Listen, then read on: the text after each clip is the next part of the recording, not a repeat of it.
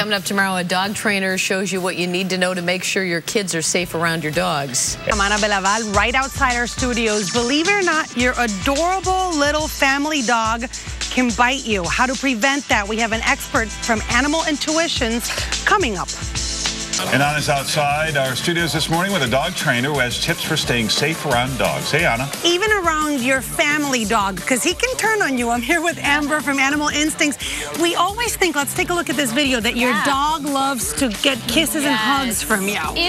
We want the kisses and hugs. Our dogs, believe it or not, don't actually love it. So you can see a video of me hugging my dog, Hadley, and she is... That tail wagging is not happiness? Tail wagging is not happy. The ear itch, believe it or not, she does not have an itch on her ear. That is her way to say, get away from me. I'm pushing you away in any way that I can. So you pet your dog, and if you notice that he's getting uncomfortable, leave him alone. Yes, leave him alone. They need space too. All right, we have more of those great tips on how to stay safe around any dog, including your own, coming up.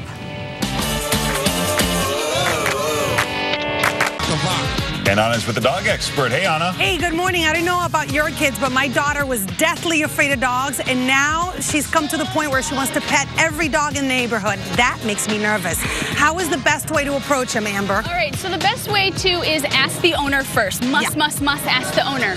Can I pet your dog? And then what's going to happen, we're going to have the kids demonstrate with the dogs. You're actually going to approach the dog. You're going to come up, but you're going to show them the side of your body. So Sam, come around towards me. Come this way and approach Ziggy. Side of your body, crouch down, but give the dog the option to come to you. Okay. Don't force the dog to interact with you if they don't want to. Also, watch your teeth. If you smile at a dog, you're baring your teeth. And sometimes we forget about that because that's how people greet other people. Does it matter if we touch them in the back or good question. Right at the face? Touching at the chest or the back is the best. And if Pugsley wants to go say hi, he sure can. All right, we're with Animal Intuitions with more great tips. And next, the signs that your dog needs time alone or he or she can bite you. We'll be right back with more. That's it. We're going to send it out to you with the dogs, Anna. Thank you. Hey, Erin, thank you so much. I'm here with Amber from Animal Intuitions. She covers all the suburbs in Chicago. Good morning. Hi, Anna. So we're talking about those signals that your dog should be left alone because he could bite. Yes, a dog can always bite if they're pushed too far. So even your very own family dog. They're very tolerant of the family, but even your very own family dog. Let's go to this piece of video where you see this behavior, which we're calling eyes darting. Yeah, so if you look at her eyes, you'll see her head and her eyes, they are going everywhere. She is looking for any way. Is there an escape? Can I get away? And I'm not happy here. She's getting her nail trimmed. She doesn't like her nail trims.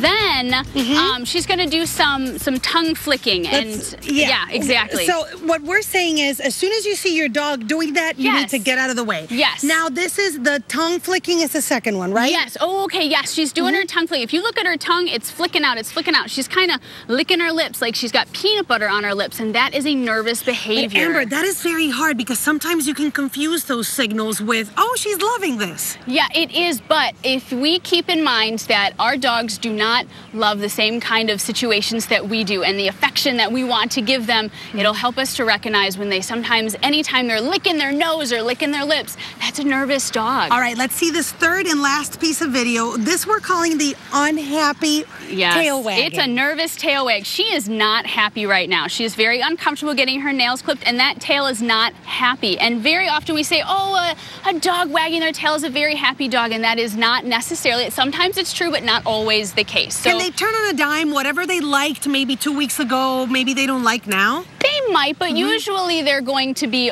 conditioned and okay to whatever you've worked with them with. So unless something negative gets affiliated with that event, they're going to be fine with something that they were fine with 2 weeks ago. We brought some awesome dogs this morning to show you more of the good behavior because we didn't want to get them mad on TV. Do they growl when they have these stress signals? A growl is absolutely something that a dog will do. It is it's closer to the bite. If your dog is growling, that's what's the precursor to a bite. So that's really the time to back off if your dog is growling. All right, where can people contact you? AItrainers.com or 630-53-PUPPY is our phone number. We're also on Twitter and Facebook. She's very good about answering all your questions on Twitter and Facebook, so I encourage you to do that.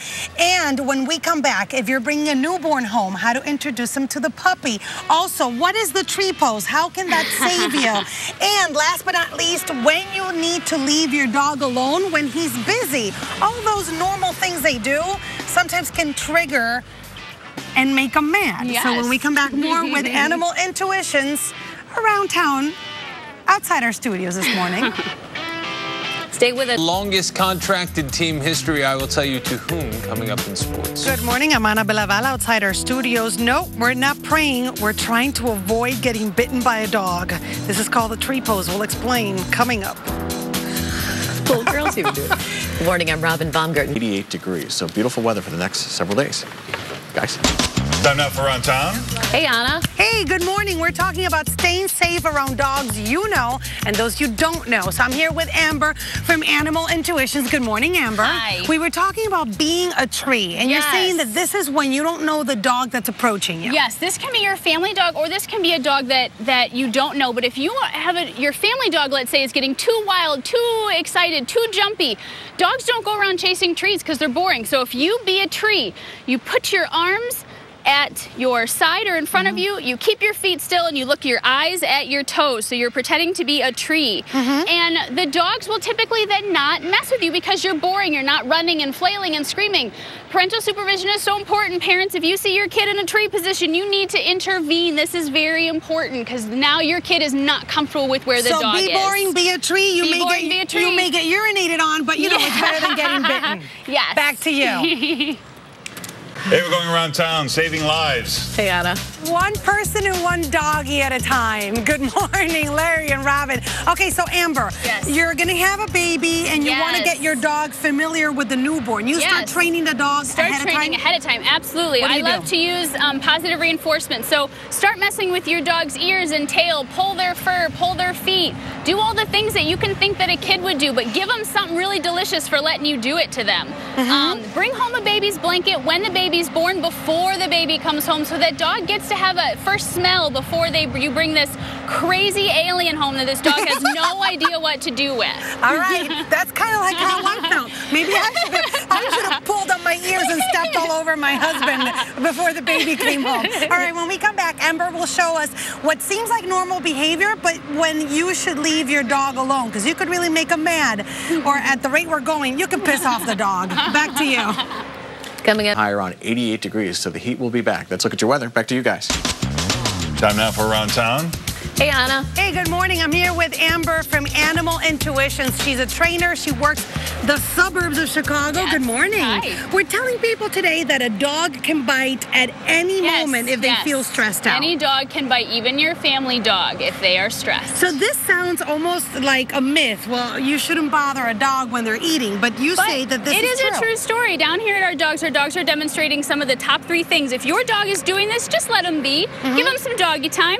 Ziggy is eating. He's eating out of his bowl. So if your dog is eating, give them some downtime to go ahead and just have their meal. Over here? Sophia is lying on her bed. If your dog is resting in their bed or on their crate, don't stick your hands in their crate. Don't climb in the crate with the dogs. Let them just have some downtime, some relaxing on their bed all by themselves. That's the time they need.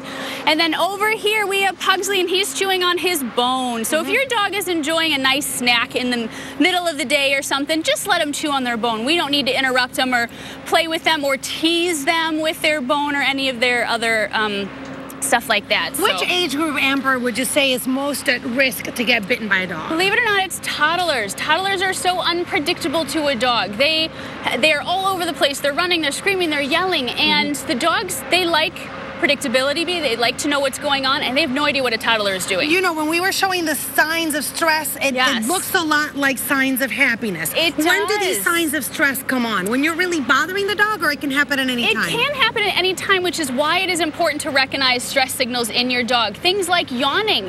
A yawning is a very typical normal behavior, but not outside of bedtime. If your dog is yawning, then they're stressed about a situation. We need to look at what's going on and adjust accordingly. When do you move the dog dog and when do you remove yourself? That's a great question. It totally depends on the situation, whatever's going to make the most sense at that time. Sometimes it's dog, sometimes it's human.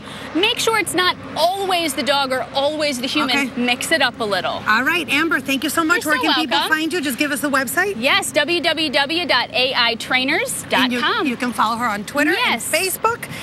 Great information, Amber. Thank you so much. Thank you. Bye-bye. Bye-bye. Thanks,